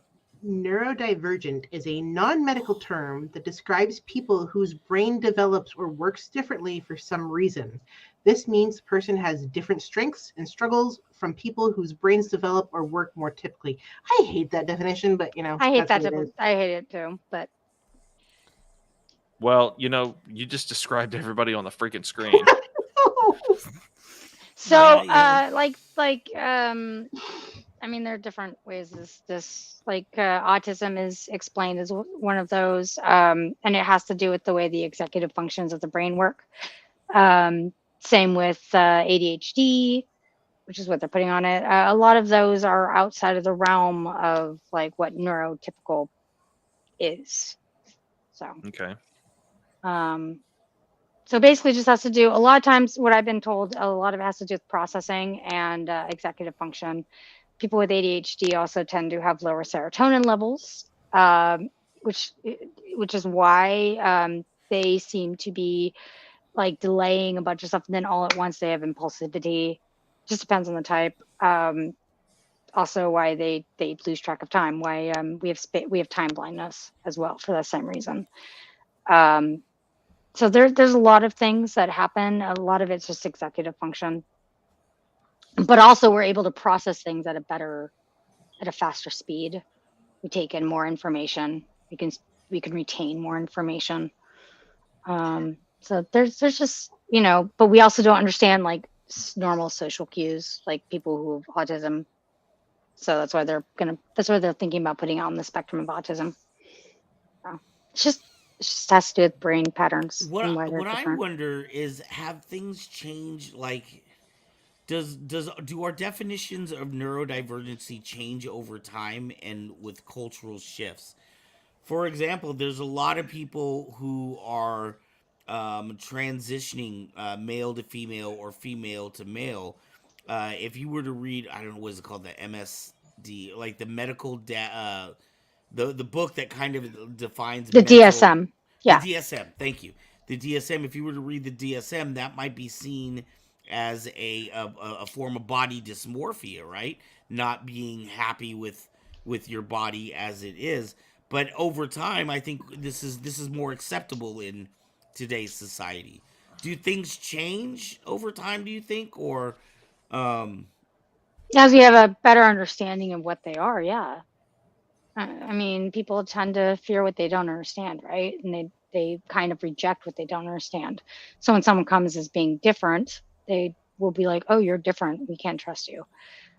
That's it's fear. A lot of that comes from fear. That's my taking of it as It comes from understanding. It people gets being better. assholes is where Yeah, it that comes too. from. Okay, never mind. But yeah, you get the Frolos of the world. I mean, I grew up. Not many people. It's not entirely. I went through a lot of training actually when I was growing up. I grew up majorly dyslexic and had dyscalculia, and also had What's a speech this? What is dyscalculia? I've never heard of that. What is that? dyscalculia. So Dyscalculia. it's Okay. the dyscalculia. Yeah, it's the Dyscalculia. dyslexia for numbers. So Oh, okay. yeah. oh, So yeah, and then I had a speech impediment on top of it, and all sorts of other problems with my jaw, growing up because I there was some problems, with my mouth when I was little, and so, yeah, I grew up a little bit different. I had to go through training, to speak normally and to but act but normally. that's not neurodivergency, right? Mhm, That's more of a It is. physical. mhm, It's a That's form a of neurodivergency. mhm. why would that be neurodivergency? Because I'm thinking, okay, if Because so your brain sends all the signals for everything, for every type of processing, right? right, So it's telling your body what to do. It's giving you gross motor function, fine motor function. It's also telling right. you everything that's going on. So when you are taking in like dyslexia, when you're taking in numbers, what's But we're not happening is that talking your about that. axioms of your brain are misfiring We're not talking about that. I'm in talking different ways. about speech Speech. issues. Mhm. I'm wondering because it seems to me that's more of a physical problem. Like That could your be a physical brain is problem. processing it properly, but your body can't physically do what your brain is trying to tell it to do. Because there's a disconnect from your brain to your mouth, right? So it's still a neurodivergent thing, to the point where you can't speak properly, and it sometimes I have to do things like I have to translate. I tell people that I speak in a different language in my head because, like, during training, they taught me to, sound words out in my own language. So if the word is spelled differently from the way that, especially when I'm reading, if the word is spelled differently from the way it's said, I have to sound it out in my own way. It's very weird. Uh, and so yeah, that is a form of neurodivergent because you're not quite, you can't process it the way normal people do. Hmm. Hmm. So let's see an example. Uh, like if I saw the word like cinnamon, I used to say cinnamon, um, because I just couldn't do it. And and it would be sin, uh, moan, and it would just be like I would have to come up with my own ways of like sounding something out to the point that where my brain makes sense of it, and then I translate it back into English. It's just the weirdest thing in the whole world. Hmm. But you've learned. You've come to Hmm. this point where it's really quick now, and Oh people yeah, don't even notice it. Hmm. because I went through an entire bachelor's degree, training myself to quicken up. uh, Someone was surprised actually that I type fairly fast and I can process fairly quickly because you just learn, to do those things as fast as possible because people don't have, patience for you, if you don't seem normal. So I've learned to sort of hide it. Well, I've A lot seen. of people Okay, do. Yeah. I worked for 11 years. I worked with people who were learning English as a second language. I would volunteer at the library. And then even my mom and my auntie, I remember when they worked for Exxon, they were cooks. And when my Hmm. mom was a chef, uh, I remember specifically my mom had turned down the chef's job like 3 or 4 times they wanted to promote her, and she had turned down the job because she was afraid of not being able to read and write English. She was Mhm. Vietnamese at the time. So when she finally accepted the job, her little crutch to get around it was she would sneak down at like midnight or 1 in the morning, and she would know what she wants to cook, and she would just copy things off of the side of the box. So like instead of saying, chicken casserole, it might say, Foster Farms fresh chicken casserole. Like whatever it said on the side of the box is how she would do it. My other auntie, I remember like she had just a phenomenal memory because she didn't know how to read. So she was just, especially anything that had to do with food, she could just watch you prepare it one time, and she knew right away what that recipe was. So I don't really know if that's neurodivergency or skills that you learn because of inadequacies that you have, right? I I mean, mean, it's kind of that's like Veronica having to kind of like, because she didn't have the ability to read the way another person is, she had to kind of make her own thing. Hmm. mhm. Yeah, I mean, translation is always I'm not sure that's a neurodivergent. That's definitely a Yeah, culture no, shock. Mm-hmm. I think neurodivergent would be more like social, any different difficulties with social cues. mhm. Um, I don't have that. yeah, I have a really good friend that does not get it, and to this day, we just have. I was like, we get along so well because we both like can't take society. uh, and because we both recognize that people are jerks, and the world has been tough, and it's all about the hustle and the struggle, to pretend to be normal for 5 seconds, because there are jerks out there, and you gotta stick together. Right, right. Like I would not understand like the difference sometimes between like compliments and insults.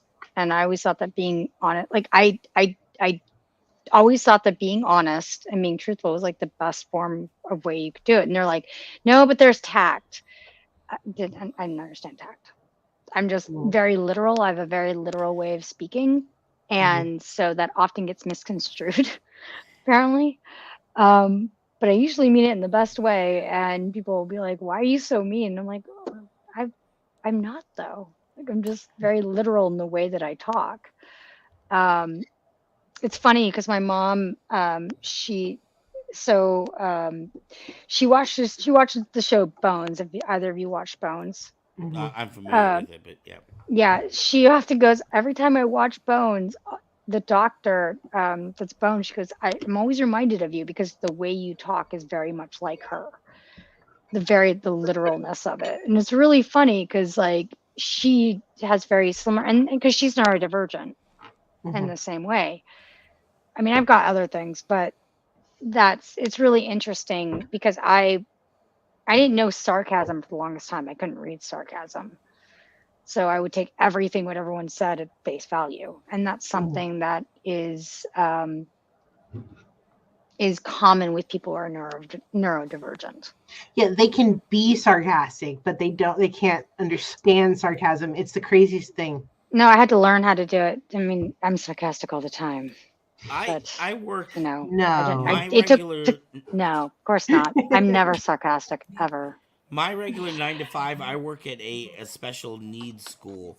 Every student that is at my school is there because they can't handle the regular school system, and either it's an academic reason, or it's maybe they don't have the motor development skills, or maybe their cognitive level is not as you know high as somebody else their age.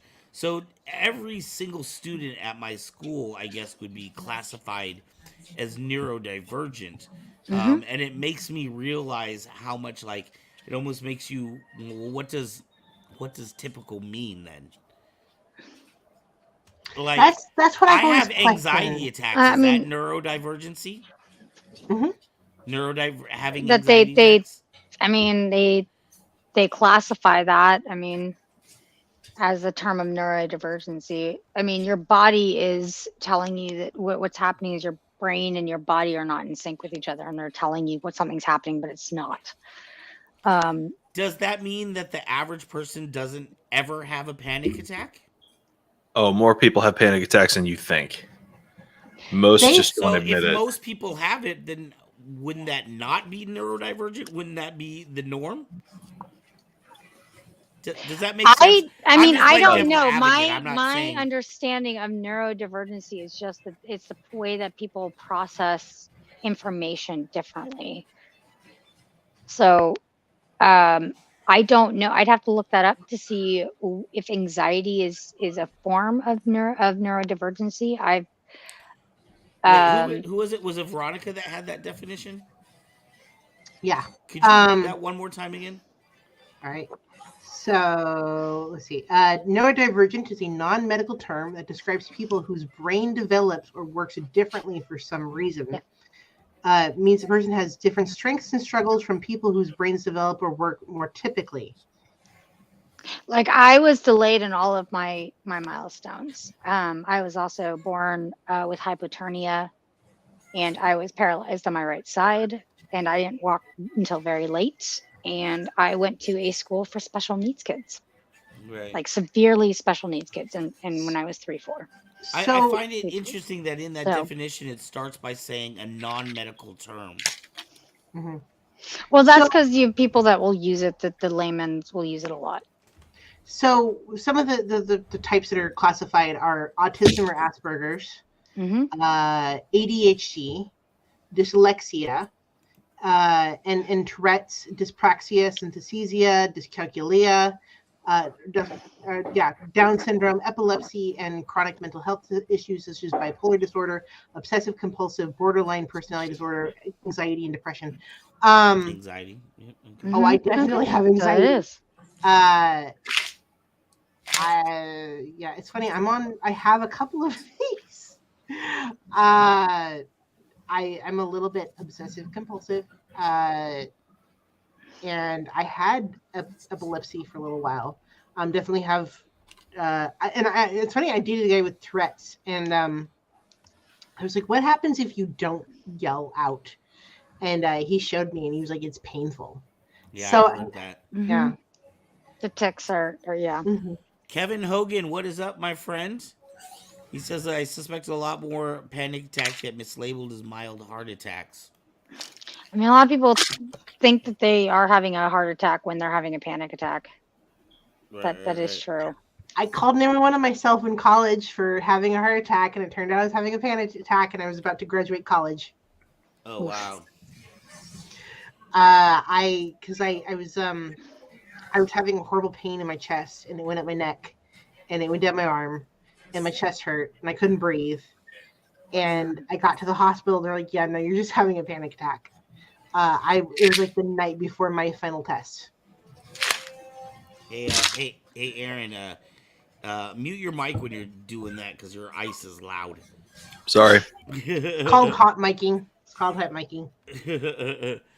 Sorry. So then I guess maybe neurodivergence, and if everybody at some point or another probably has anxiety attacks, would it just be if it's like happens often? When I was in a psych class in college, one of my final psych classes, I actually asked the question, are there people who don't have panic attacks? And my teacher was like, okay, let's talk about this. Like, raise your hand if you've never experienced a panic attack. It was about 50-50. Half Really? the class had and half the class hadn't. I can Well, believe that, and yeah. here's another thing too. I will say, as far as myself, let's see, last year, so it would have been 2 years ago. So I was 47 when I had my first panic. Actually, no, I won't say that's my first because when I had the panic attack, it reminded me of something that had happened. But I was probably Zayo was like 6, so I was about 41 when I had my first panic attack, or what I associate it to be. Because when I had this experience, I had never had this type of experience in my life before, where I literally felt like if I could rip off my skin and come out of my own body, I would. You know what I mean? Mhm. Like, so maybe in that case, maybe there are some things that come on when you get older. Hmm. Hmm. For mine, it's pressure behind my eyes, pressure in my chest, and my body feels tense. And I've learned to recognize it, Mhm. and to not let it get the best of me. When I was in college, it was the worst. I couldn't, it would stop me from doing things. In fact, it turned into putting things off, where I didn't want the panic attack, so I learned how to get around not doing the thing that I didn't want to do, or I would like put it off to the very last second. Right. Um, and but you learn little tricks. But that's a lot of people with ADHD have that. ADHD has that. Yeah, Yeah, because I know procrastination I deal is a with that symptom.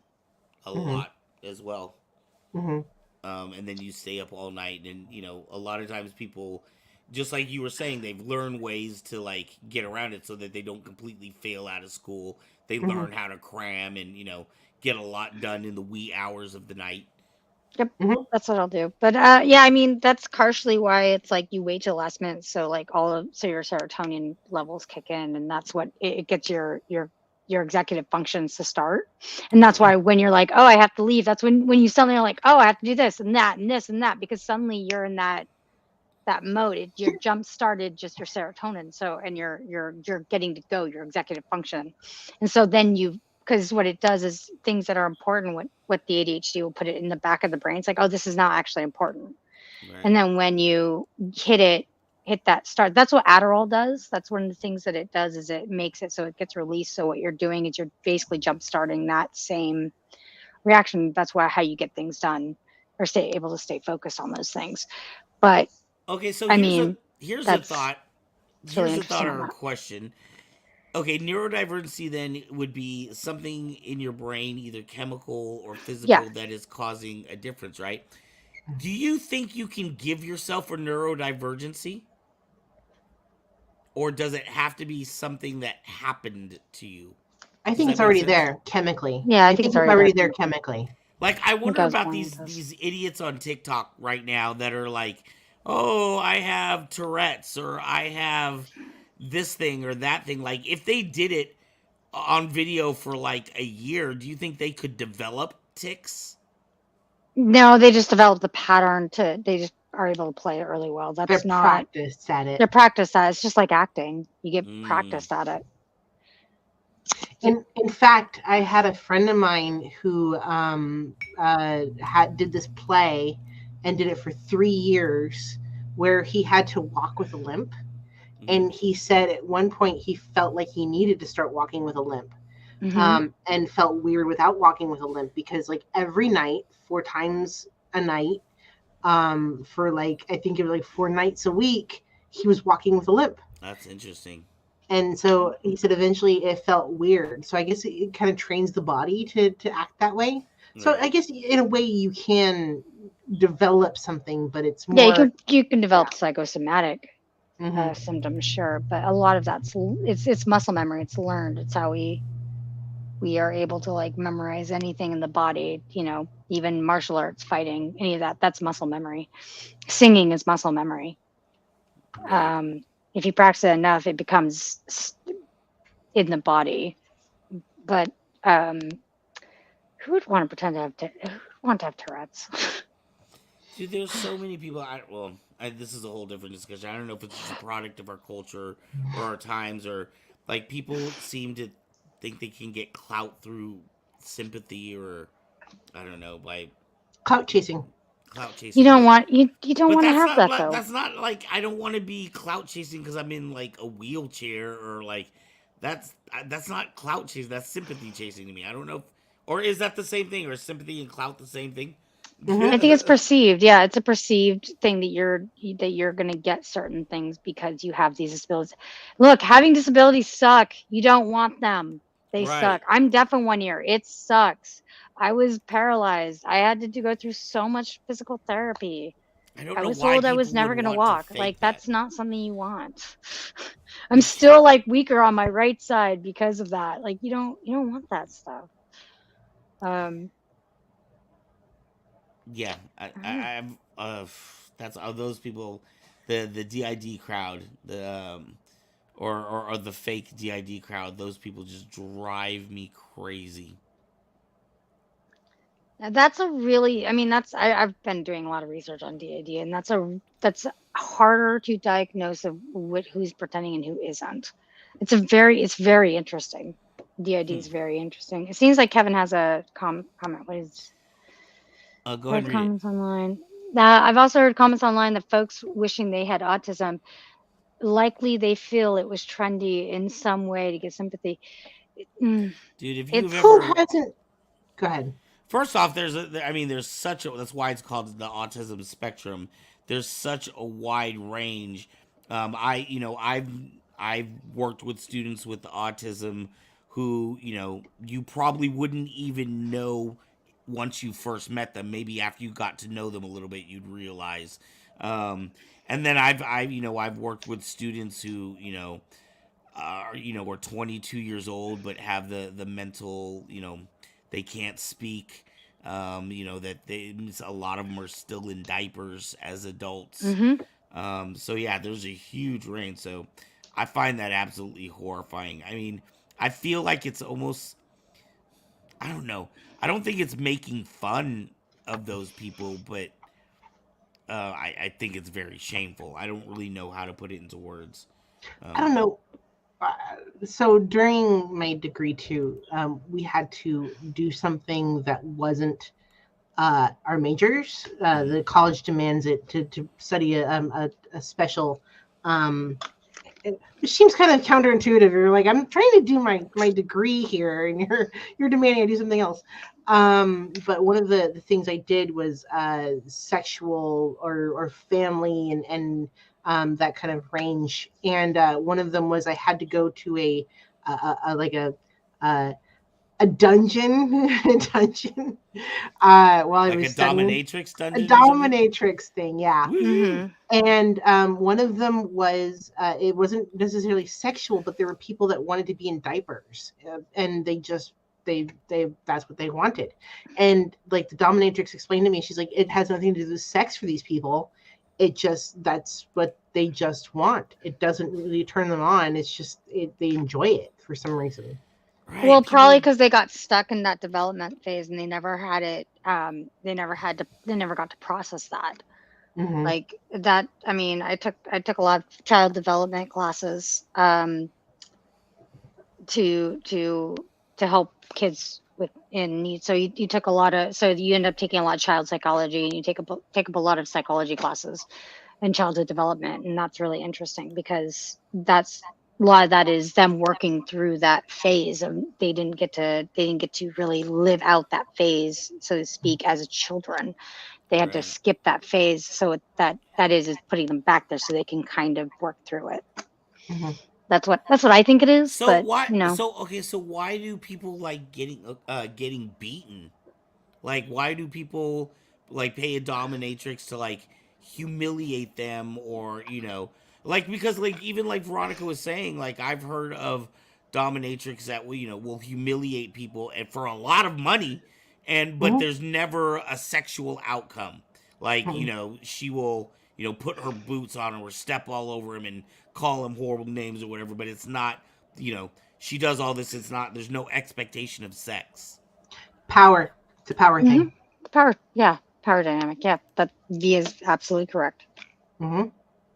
It's power play. That's what it is. Wow. It's also letting yourself not be in control.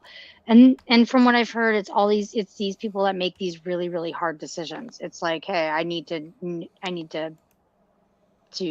go to that so I can release. Right. It doesn't have to be sexual. Agrees with you. She said that that's a fetish. It's a means of power. Right. So they're very careful too about using the word fetish. Because it's like it's considered fetish is synonymous with enjoyment of something, like a sexual desire. Sexual enjoyment, yeah. Yeah. Often these people have no sexual desire towards it whatsoever. They just need it. Like that's how they. It's almost like picking up a. It's almost like me picking up a controller and playing a video game. For them, it's being tied up and beat for a little while. They don't see a difference. it helps Yeah. them relax. It's like doing martial arts or those working out aren't at the those aren't gym. sexually based things. Like I know that in a lot of these cases the dominatrix or whatever, they're not having sex with their client. I'm not saying that they're Yeah. physically having intercourse, but isn't it still for the client in some way a sexual thing? Like aren't No, they getting enjoyment out of that, or just like wearing the diapers and stuff like that? Like I understand like what you're saying, Aubrey, because I totally agree with you that it's possibly a step in their development that was missed or passed over, and they're trying to process through that now. But in that process, aren't they getting enjoyment? I mean, when you're as a baby, you basically you pleasure, pain, trust, and distrust, right? And so what you're doing is you're remodeling those steps from what I know of. You're remodeling those steps to gain back those deeply rooted issues that come from when you don't get your needs met as a baby. That's what I understand of it. Again, I Right. haven't looked completely into it, but that's what I've always done. So it could be pleasurable, but not in a sexual way. A sexual Yeah. that's a Janina says it's not always sexual yeah, it's not always as well. sexual. It's just a release, and a release doesn't have to be sexual. You guys keep this going. I gotta plug in my computer real quick. Give me a moment. I'll All be right, right back. absolutely, no worries. Kevin said something. What did Kevin?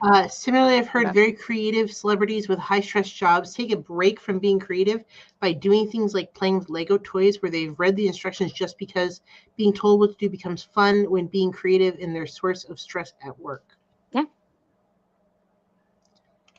I mean, I think it is a level of neurodivergency. I think it's a level of it. It's you're neurally going to a different place, and most people are like, I mean, it's like when you have burnout. It's just the same. What you're doing is you're reworking your brain. It's just a different way of reworking your brain, so you're not Mhm. in that space. I mean, I have a it's question. yeah. How about adrenaline junkies? Can they have a form of neurodivergency? Those who feel the need to be in harm or actions way just to get that adrenaline pump, that big release, that whole that that high, like they crave that status or That is that state actually of being. that That is could a be a form of fantastic addiction. question because Yeah. I was talking to somebody recently about people that do mountain climbing but they do it without the gear and stuff, Mm-hmm. and I was like, dude, what kind of crack are these people on? You know what I mean? Like to me, wouldn't that be a neurodivergence? The typical person would not climb 300 feet in the air without any type of equipment, right? Could we say they're Oh, neurodivergent? I mean, that's a little different. I've done this. I used to love. Okay, it's a high, where the Literally. brain. But Yeah. that's still not something that the typical person would do. Oh, it is. Oh, it is. If they knew. If they knew. I It's don't almost give a like. fuck how great. I don't care if it's better than an orgy. I am not climbing 300 feet in the air with no goddamn equipment. Call me crazy. Well, I mean, it's the same thing of like I look at people who do pot and go, why would you do that? Like yeah, right. yeah. I look at people like, why would you Okay, smoke? but that's I mean, it's part of escapism. There's a bit of addiction in there's it, but there's a lot of different reasons. I don't necessarily there's a lot see of that. different reasons. But for Like me, people aren't climbing up the side of a mountain because their back hurts. People aren't climbing up the side of the mountain because they want to relax and eat a bunch of a bowl of fruity pebbles. For them, that's a way of challenging themselves, of working through their own limits. I don't know. I mean, But you guys don't think that's neurodivergent? no, so not you reach really. a level of you can't breathe, but you still can breathe. That you get very high, and it feels so good. Okay, I right. mean, So it's the that's same another with if thing I you're want to do. running for a good 300 port. feet in the air with no equipment is get fucking blazed because I can't breathe. Well, okay, many people stop they get to a certain point and they stop. Like I used Yes, to do that. Gina, absolutely. Yeah. It can be a way of releasing stress or tension, not necessarily sexual. Yeah. Um, I like whacking you people with swords and getting whacked with swords. It's not sexual. Okay, It's thank you still a for saying release. that, Oh, because that was hi. going to be my next question. What about people who enjoy fighting physically? Like, I love fighting. I'm not talking about boxers who do it for money and for sport. I'm talking about people who, like, they have a bad day, they get pushed to a point, and it's like, okay, I'm ready to fight somebody. I don't care how hurt I get. I don't care how much pain is inflicted on me. I want to inflict pain equally. I want to exchange blows with people, See, I would and I say don't, that is a and damn the neurodivergence. consequences. I Like, would say that is a neurodivergence. It's not. I mean, it isn't. I don't think it is in the way that you guys are thinking about it. I think it's just a way of relieving stress without. Yeah, it's achieving a high without drugs. Release of adrenaline. Absolutely. okay. I don't. I'm glad I asked. I see. I don't agree with that because that's against the society of no. Just because I want Just to because society is. release, just because I want to release, I'm having a bad day and want to release, my stress doesn't mean I can go into a bar and just start whooping ass on the first guy I see. I No, don't no, is a think no, that's not the and I same thing, don't think it's though. fair to. I don't think it's fair to look at a situation quite like that. I mean, you're not exact. We're not talking about picking a fight. We're talking about more of a mutual agreement. Like boxing. well, that's a sport. I'm talking yeah. about more like, I don't know. Like Fight Club. Well, as fictitious as that is, But I that's mean, still I in go a and meet sport. with. two I go meet people every who are in Sunday, and agreement yeah. that, okay, this is what we're going to do. You got two people who need to relieve that stress and they want to physically confront each other to do it. I mean, who's anyone to stop that? You may Janina, call people hang on, crazy, but that's not hang on. neurodivergency. Yeah, go ahead. Our chat is saying that's not what we were saying. So Janina, please Yeah, clarify. can you please clarify? Yes. Definitely. Need clarification. As for I think it's Gina is agreeing about see. relieving stress. Yes. Mhm. I think she's saying Yeah, it's more skydiving. normal. Well, is it really? But that's because of the adrenaline rush that they're getting, right? It's kind of like what Veronica was talking about with the mountain climbing. I have not gone skydiving. I know my son's mother has gone skydiving. If David was here, being in the military, he might be able to tell us what that's like. But, I don't know. I see adrenaline as a different thing. I don't know. Adrenaline is a high. Adrenaline high, is a natural high. That's why I love being on when I go on stage. Like there's no other high to me than being on stage, than performing, than acting, than doing anything like that. That's a performance because it's high level, it's high stress. It's a lot of reward. Do you think it's the same, but just I don't know, just a different? I think it's activity? chemically the Do you same. think the high of like going on stage that you enjoy would be the same as the high that a mountain climber enjoys? It's just that's how they get their high.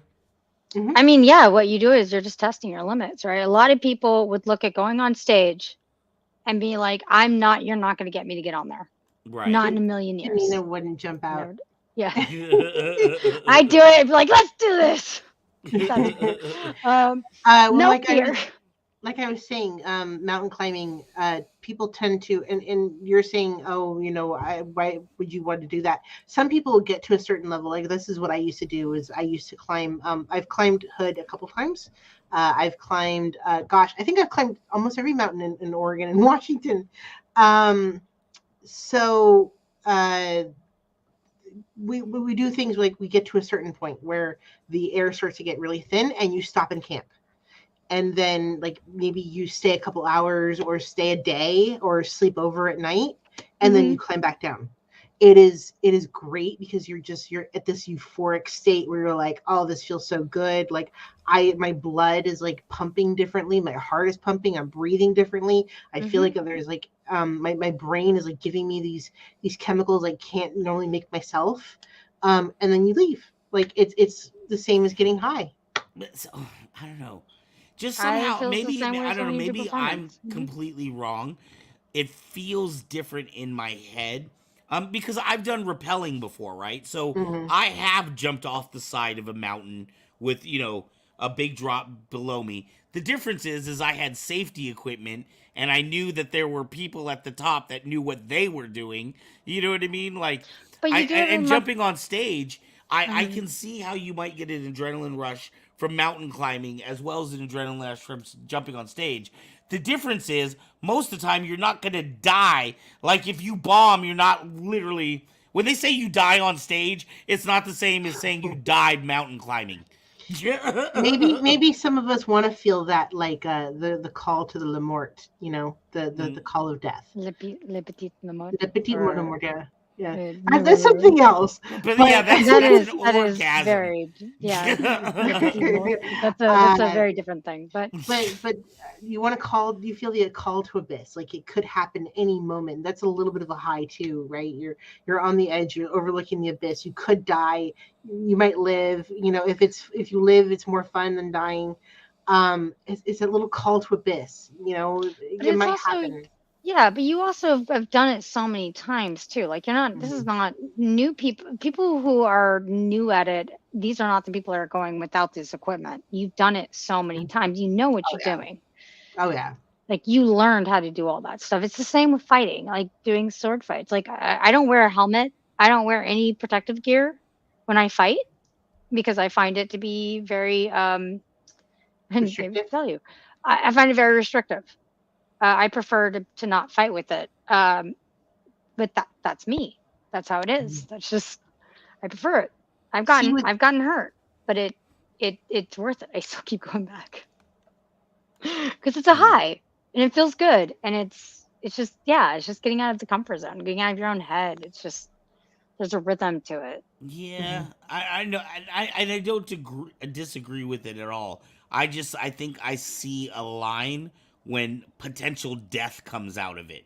You know what I mean? Like if Wrong with your a little death. stress reliever is gardening or even saber fighting or sword fighting. I mean, most of the time when you're sword fighting with your opponents, Aubrey, I'm sure it's not a life and death situation where It can they're be. actually trying to kill you. It can be. It But very well can be. it can be, but is it? There's a difference. You're not. Have you sword fought with someone that uh, didn't know they were fighting with you? Like, has somebody tried to rob you with a sword?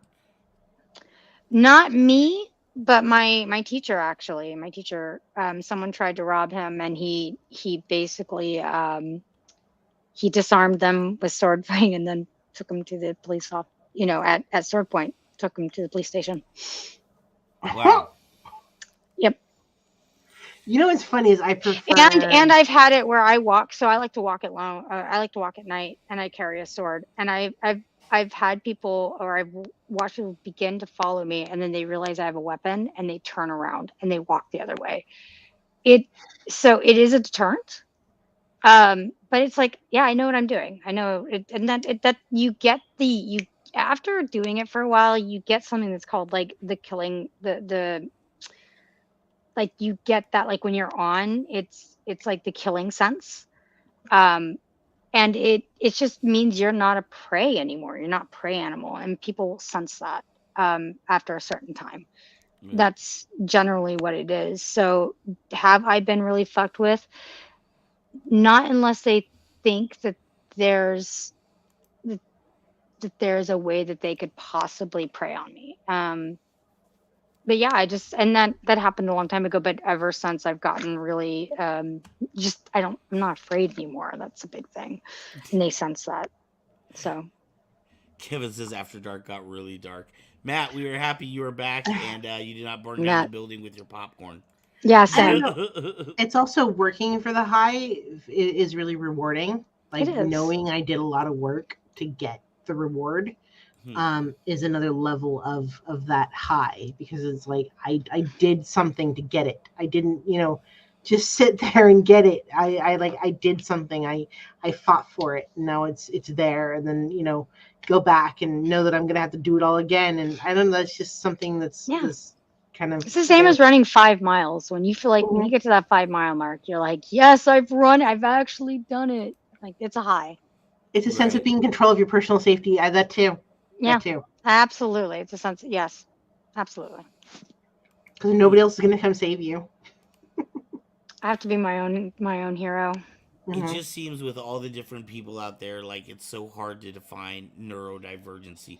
Other than I guess you had listed specific I don't know diseases or specific cases that people might have, but um, yeah, it's very interesting. It could also just be the next step in our evolution. And people just haven't caught up to it yet. Like X-Men, right? I've thought about Dun-dun-dun-dun-dun. what if autism is the next step in our evolution? We just aren't smart enough to have figured it out yet.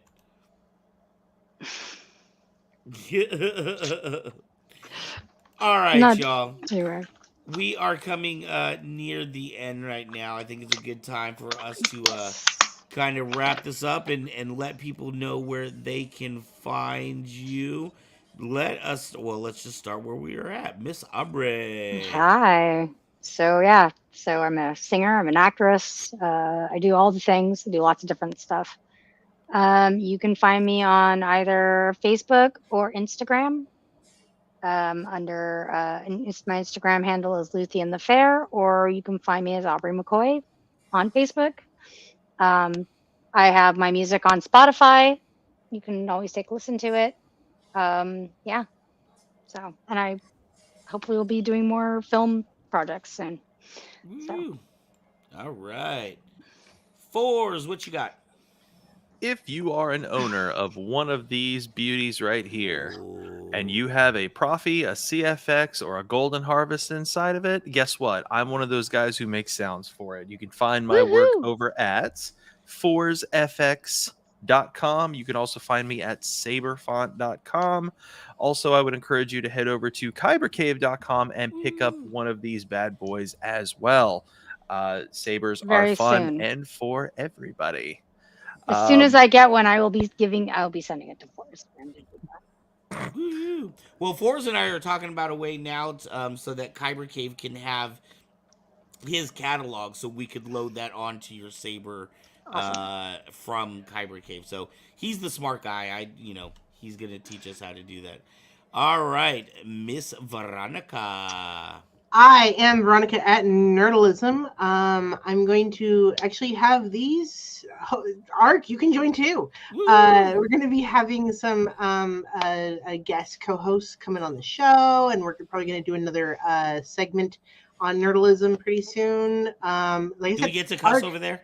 Yes, we do. We can cuss anytime we want. I think we're going to. I don't. I think we're going to start talking about like more geeky like news. Like we're going to talk about like rumors about celebrities and we're gonna get our nerd on. Yeah. Talk about video games. Talk about tech coming out, that kind of stuff. So we're gonna start doing that pretty soon, and talk about movies that are coming out, and we may even stream some gameplay. You never know. Never know. So Nerdalism is just the perfect name for all that stuff anyway. And that is every Saturday, right? That is every Saturday. We're going to add days. At 6 p.m.? We're working out the schedule so that it does not conflict with KCAD at all. So, well, that's just Friday nights. Right? Yeah, I told them, I said, you're on Nerdalism, you're on KCAD. Like, we're the family podcast. So, yeah. So, yeah, come and check out Nerdalism. And we're going to be having Skywalking Through Neverland tomorrow. They're a really awesome podcast. We're going to talk about D23 because they were there, and they have a book coming out, and Disneyland, and all sorts of fun stuff coming up. I'm going to get their take. So Saturday at 6:30 tomorrow, we'll be doing that. Otherwise, I'm working on a script, and I'm excited about that one too. So hopefully we'll be making some announcements pretty soon, a couple of months from now. At an undetermined date. Anyway, so Saturday for now, Nerdalism, and stay tuned for updates on our new segment.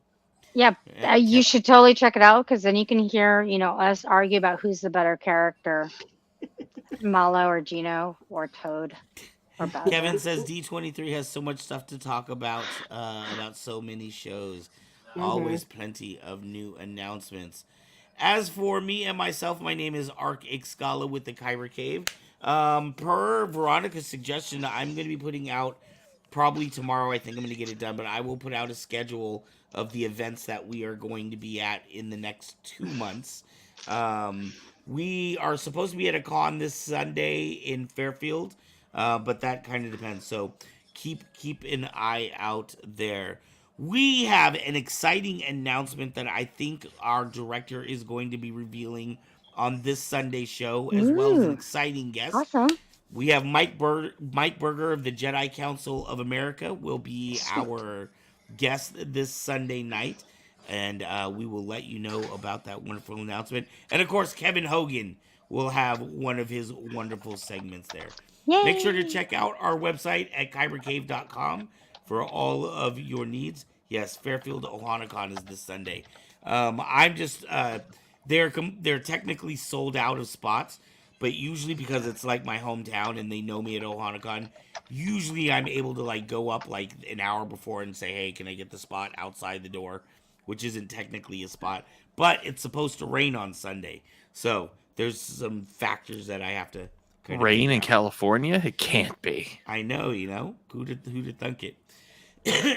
All right, I want to thank everybody for being with us here tonight, and every Friday night we are on from 8 p.m. Pacific until 10 p.m. You never know what we are going to be talking about. That's 11 Eastern till 1 a.m. Eastern. Right. They're actually after dark over there. Yeah. We're in the pitch. Dark. You have the witching hour over there. Just about. All right. Oh man, okay. I'm trying to bring up the last page thing, but there it is. My computer was freezing for just a moment. Video clips. Okay, here we go. All right, y'all. We will see you next Friday. Peace. Janet.